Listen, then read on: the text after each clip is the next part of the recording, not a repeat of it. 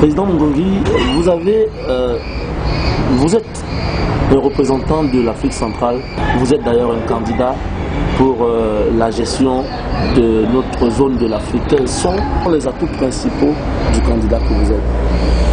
Ben écoutez, je pense que quand on est candidat, on fait la genèse de sa carrière et puis on se projette sur une candidature.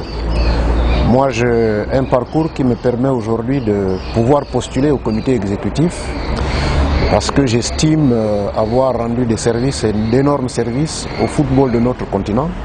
D'abord dans le cadre de mon pays et dans le cadre de la sous-région d'Afrique centrale et sur le plan continental et international. Dans mon pays, j'ai été tour à tour secrétaire administratif de la Fédération gabonaise de football pendant 11 ans. Ensuite, je suis passé secrétaire général plein.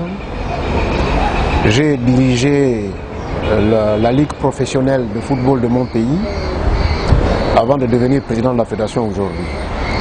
Mais indépendamment de ces fonctions, j'ai été arbitre international pendant 20 ans sans interruption. J'ai participé à plusieurs compétitions sur le plan international, tant sur le plan des nations, c'est-à-dire des Coupes d'Afrique des Nations, que sur le plan de compétitions interclubs.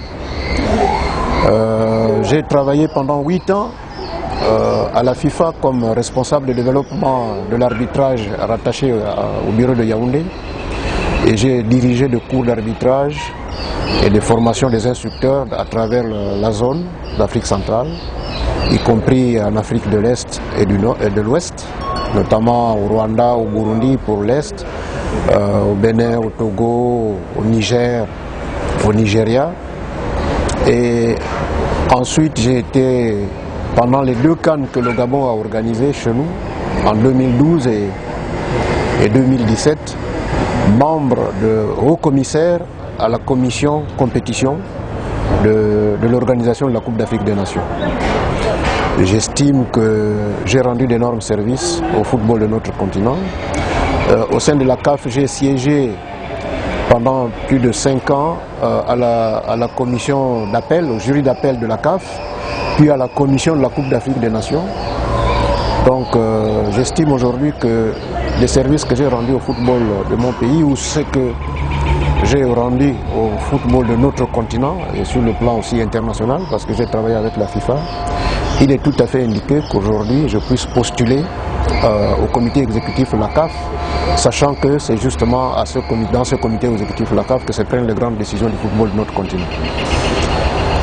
Alors, Président, toutes les autres régions de l'Afrique sont très organisées dans les compétitions interrégionales, sauf l'Afrique centrale. Est-ce que ce n'est pas quelque chose qui vous motive aussi à aller à ce niveau-là? Ben écoutez, je disais tantôt que j'ai servi l'Union des fédérations de football d'Afrique centrale comme secrétaire général adjoint. J'estime qu'à ce temps-là, la zone a organisé plusieurs compétitions, des jeunes en particulier. Vous vous souviendrez certainement, puisque vous êtes Camerounais, du tournoi de moins de 17 ans qui se jouait presque tous les ans à Limbé, sous Iya Mohamed comme président. En ce temps-là, je pense que l'Union des fédérations de football d'Afrique centrale essayait de faire ce qu'on attendait d'une union. Il y a aussi le fait que dans notre zone, beaucoup de pays ne sont pas actifs au sein de l'Union. Nous tenons des réunions au sein de la zone, nous tenons des compétitions dans notre zone. Malheureusement, sur 8 pays, généralement nous nous retrouvons à 3 ou à 4. Les autres répondent toujours par la politique la chaise vide. Aujourd'hui, nous avons à la tête de l'Union des fédérations de football d'Afrique centrale le président de la Fédération centrafricaine de football. Mais quand vous faites le bilan de la participation de la RCA aux compétitions organisées dans la sous-région, je pense que la RCA n'est pas bien cotée que les autres pays dans notre sous-région. La seule fois où la Centrafrique a participé au tournoi de Limbé, il a fallu que Iya Mohamed puisse envoyer un moyen de transport pour transporter l'équipe de la Centrafrique de Bangui jusqu'à Limbé et retour. et prendre totalement en charge cette équipe de la RCA. Et depuis ce temps-là, la RCA n'a pas participé aux compétitions que nous organisons sur le plan de la sous-région. Il y a aussi qu'au niveau de la sous-région, nous ne tenons pas de réunions, nous ne nous retrouvons jamais. Le seul moment où les travaux de la sous-région se tiennent, ou disons les réunions se tiennent, c'est lorsque nous sommes dans un congrès de la CAF ou un congrès de la FIFA. C'est à ce moment-là que l'Union se retrouve en marge du congrès de la CAF ou de la FIFA pour tenir une réunion. Je pense que cette inactivité fait en sorte que les autres zones qui organisent des compétitions et qui sont en avance puissent, dans certaines compétitions que nous organisons, enfin disons auxquelles nous participons au plan continental, notre pays, notre zone soit sous-représentée.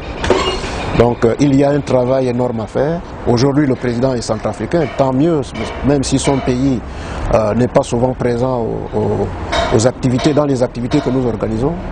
Mais s'il est épaulé par d'autres compétences autour, je pense que ceux-là pourront booster son travail et faire en sorte que la sous-région puisse devenir dynamique dans les activités que nous pouvons mettre en place au sein de la zone. Et quelques places qu'il y a à pouvoir au comité exécutif, toutes les zones présentent un seul candidat. Pourquoi l'Afrique centrale a deux candidats alors que... Bien, écoutez, je pense que l'Afrique centrale, c'est-à-dire l'UNIFAC, existe il y a longtemps.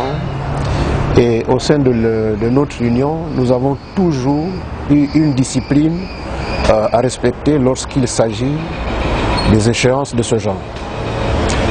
Je me souviens bien qu'à son temps, M. Mbongo Sylvestre, paix à son âme, était candidat contre Kamach de la RCA. La zone s'était réunie pour dire laissons le plus ancien aller au comité exécutif. On a essayé de faire en sorte qu'à chaque fois qu'il y a une telle échéance, que ce soit le plus ancien, le plus expérimenté qui puisse y aller. Mais aujourd'hui, nous sommes deux candidats. Moi, je venais de décliner mon CV. Je pense que loin de minimiser mon adversaire, c'est un président de fédération au même titre que moi, mais je pense qu'il a encore du chemin à faire pour pouvoir avoir une carte de visite comme celle que j'ai aujourd'hui. Et il était tout à fait normal que, dans le respect de cette discipline de notre zone, qu'il puisse, lorsque nous avons deux candidatures, que lui puisse se retirer pour me laisser place, parce qu'aujourd'hui je suis le plus ancien. Je n'ai pas la prétention de dire que je suis plus expérimenté que lui, mais je crois que je suis arbitre international depuis 1981 et j'ai arrêté en 2000. En 2001, je pense. J'ai été secrétaire général, comme je l'ai décliné dans mon pays. J'ai été secrétaire général adjoint de l'Union des fédérations de football d'Afrique centrale, président de la Ligue professionnelle dans mon pays, aujourd'hui président de la Fédération gabonaise de football. J'ai été responsable du développement de l'arbitrage en Afrique centrale et de l'Est et de l'Ouest. Je pense que j'ai une expérience telle que, aujourd'hui, devant M. Ngaïsona, je puisse être le candidat idéal pour pouvoir postuler à ce poste. Et en même temps, je suis disposé à soutenir l'action de M. Ngaïsona au sein de la zone pour lui permettre aussi de se faire un nom, de se faire une carte de visite et prétendre dans l'avenir se projeter dans ce genre d'aventure. Oui, mais Président, qu'est-ce que vous promettez d'abord à l'Afrique centrale, ensuite à l'Afrique, si vous étiez élu? Écoutez, je pense que nous avons longuement parlé les questions sont venues de vous. Notre zone aujourd'hui est inactive. Nous n'avons pas de compétition de zone. Nous ne tenons pas de réunions dans notre zone. Nous avons une union, aujourd'hui je dirais, qui sert d'instrument d'élection. Lorsqu'il y a une élection comme celle-ci, on se retrouve dans une salle pour tenir une réunion et dire, bon écoutez, je suis candidat, les autres pairs de la zone, soutenez-moi. Mais ce n'est pas ça le travail de notre zone. C'est de développer le football au sein de notre zone. Développer le football, c'est quoi? Aujourd'hui, il faut aider certaines fédérations à se structurer. Il faut aider certaines fédérations à mettre en place des compétitions des jeunes. Pour que, en même temps, en mettant aussi des compétitions des jeunes qui puissent regrouper en un seul lieu les jeunes, soit des équipes nationales, soit des clubs, venant de tous les pays qui composent notre zone, je pense que c'est ça l'idéal à rechercher. C'est de multiplier les compétitions, de multiplier les rencontres. Il y a le football féminin qui enrade dans notre zone. Aujourd'hui, le Cameroun participe aux éliminatoires de la Coupe du Monde. Mais nous n'allons pas, au niveau de la zone, nous cacher toujours derrière les participations du Cameroun. Pourquoi ne pas avoir 2-3 pays de la zone qui puissent lutter devant les autres pays des autres zones? Notre zone, malheureusement, est en rade. Il va falloir que nous, au niveau de nous, présidents de fédération, nous puissions nous mobiliser. Nous puissions nous mobiliser autour de ceux qui sont aujourd'hui élus dans cette zone pour faire en sorte, pour booster notre zone, faire en sorte qu'elle se développe. Comme la CECAFA, comme la COSAFA, comme l'UFOA, j'entends dire, des zones qui organisent réellement des compétitions, des activités qui sont palpables. Donc voilà, il y a beaucoup de choses à faire dans notre zone. Mais malheureusement, nous sommes chacun dans son coin. Et je dirais même que je crois que nous avons 2 membres au comité exécutif de la CAF aujourd'hui. Mais je ne m'en cache pas, nous n'avons pas un leader en tant que tel.